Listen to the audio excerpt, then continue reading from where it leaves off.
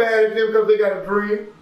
Because Martin had a dream, and we all got dreams, but you ain't got to hurt everybody to do it. Laying in the dirt, conscious, with no will to breathe. Lord, please, let me spread your gospel instead of gossip. Lift me from the dirt, let me prosper. I ain't selling my soul, I promise. Yourself, man, to the people who don't know who you are. My name is Cornell B. Thompson. I'm from Southern California. I now reside in Houston, Texas, in the Trinity Garden area. I've been known to have several kids. I have 7 girls and 7 boys according to the streets, but I only know about 4 of them I can talk to. Okay. I've been shot 6 times. I've been hung, I've been kidnapped, I've been poisoned, I've been stabbed, I've been blown up, I've been ran over. I'm also claimed to be a Vietnam veteran. I've had open heart surgery, I've had quadruple bypass. I have a friend named Lonnie Ray who saved me when I got kidnapped and put in Kingwood Hospital. I have a friend named Gregory still laughing because we're both going through. But one thing I want to talk about is to the youth of America. I used to be a gang leader for 40 years, and I actually thought that was my way, that was going to be my legacy. But 16 years ago, I came to Texas after a man told me he knew of my past in Southern California, in Santa Monica Diner. He told me he knew how much money I was making. It doesn't matter what I was making, but I was doing wrong. I grew up in Houston, Texas, went to Booker T. Washington High School. I was in ROTC. I caught weapons at the halftime shows. I was in the band, I played saxophone. I also played in different nightclubs all around Houston. My mother took me to California when I was 14 and a half, and it broke me down real bad because like most kids, when you find out that your mother has been messing around with your uncle and she's taking you to marry your uncle, kind of throws you off. So she married my uncle and I didn't like it. So I went outside and joined the gang. The gang I joined was called 6 Dudes Brims. They initiated me twice. I became the leader of the gang at 14 and a half with 300 people working for me at Manuel High School on Vermont. It was my life, and I believe that was the way I was going to always live. After doing it for so long, Manuel decided to put me out because somebody got killed outside of my classroom. They were bodyguarding me. Afterwards, I wound up going to Crenshaw High, and the Crips at the time were called the Avenues, and they was talking about what they were going to do to me. So after being such a bad guy and a bad actor for so long, I decided to go to the Army. So I joined the Army, and they did what they wanted with me, like most military troops. They sent me where they wanted me to go, and I was told I was a Vietnam veteran, and I'm still going through PTSD something like 30, 40 years later. The point is, I'm trying to tell you, when I came home from the military, they didn't have no jobs for us, so I went back into what I knew how to do. I went back into gang activity and making money. I sold everything you could think of, including everybody on the street that they were standing next to me. I sold my neighbors, I sold the women, I sold the guys that stood there too long, because that's all I knew. But what God did was allow me to go through all this. I've been kidnapped, I've been tortured, I've been shot, I've been blown up and ran over in the car. I lost my wife, I lost my kids, all to the street life. Hold on real quick, hold on. So tell me about that kidnapping. The first one? Yeah, damn, you was kidnapped more than once? Yeah, my first kidnapping was on Santa Fe and Pine. I was living in a house with 2 bodyguards, and a girl came by and asked me could I accept a pager. I said, yeah, I'll give you what you want for the pager. So I gave her some product, I took the pager in. The next day, some guys came by, about 7 or 8 essays, and the girl came and she told this funny dude that I took the pager from him. And they came to my house, they busted the door with a gun. And dude said, you the man run the house? And I was saying, yeah, whatever. He said he pulled a gun. I socked him and the gun fell on the floor. My 2 bodyguards bowed down like girls and didn't do nothing. They took and dragged me across the street to an apartment building, tied me up in a chair and beat me for 2 hours. While they were beating me, I said, Jesus, don't let me feel no more pain. And I said, Jesus Christ. And the SA said, did you say Jesus? Cut me loose, picked me up, threw me over his shoulder, went running towards the wall, threw me over the wall, I rolled down the hill, the sheriff drove up and beat me all over again. After the sheriff got through beating me, they took me to Martin Luther King Hospital. I sat on a cracked skull, cracked ribs, and I was beaten pretty badly. I called my mom, she came to see about me. I decided to get up and leave the hospital the next morning because my mom was saying take me back to the neighborhood, but I went back to where they kidnapped me from. The Hispanic guys who had me kidnapped drove up and said, what are they going to do? They're going to snitch. I told them no. A lot of conversation came out. They wanted to give me a building downtown on Alameda with 26, 30 floors. They told me I could make as much money as I wanted. And that's what I did for 8 years.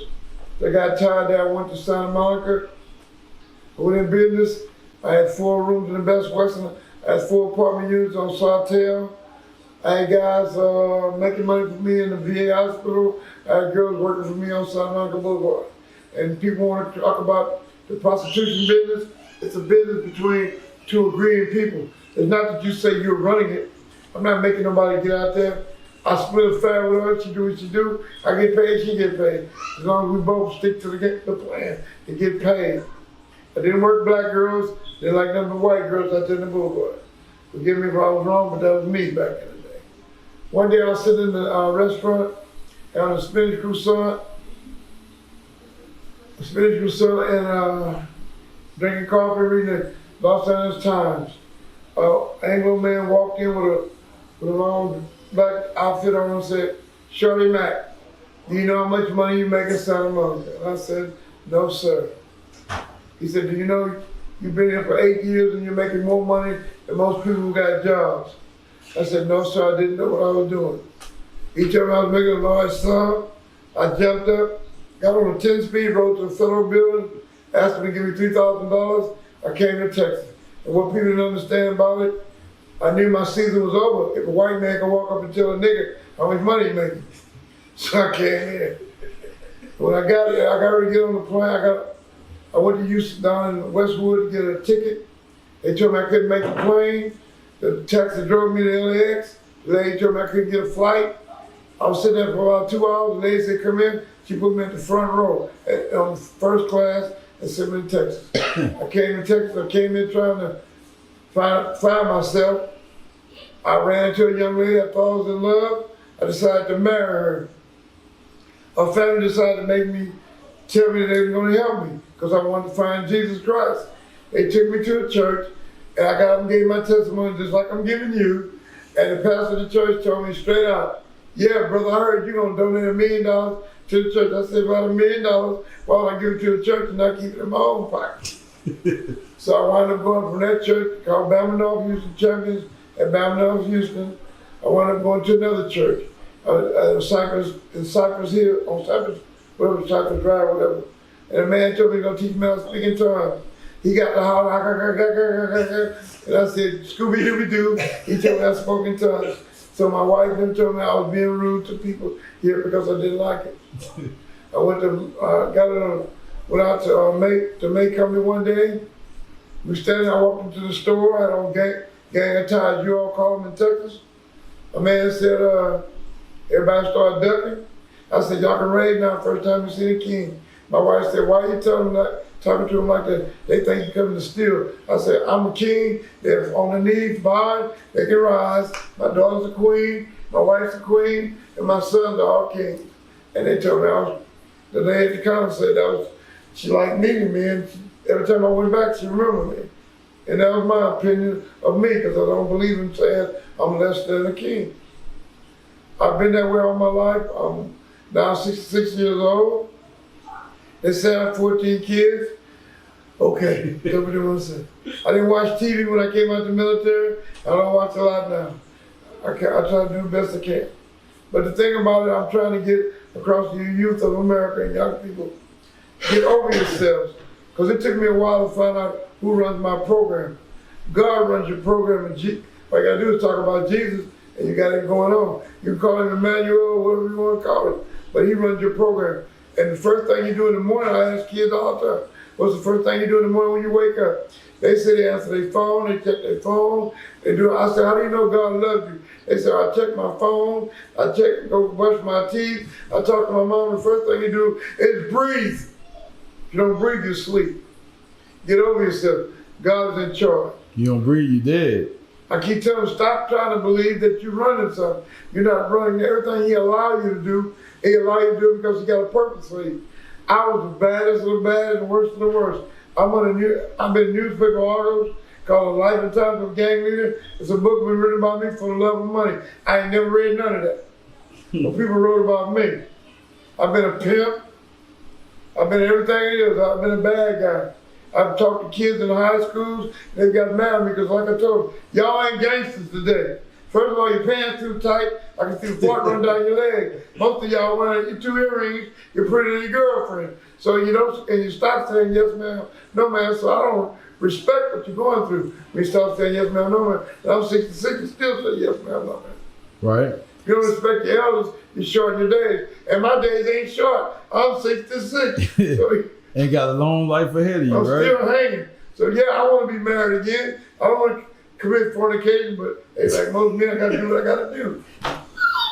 Hey, it's funny because I was about to ask you, like, what is your message towards the younger generation? Get over yourself. Get over yourself. And can you go into depth about that? Well, I'm saying we all think we're special, but we are because when you were inside your mother's womb, your name is Greg, and you believe your daddy named you. I don't know what your real name, the name is, but when God looked down from heaven in your mother's womb, he saw you. There's a whole bunch of eggs there.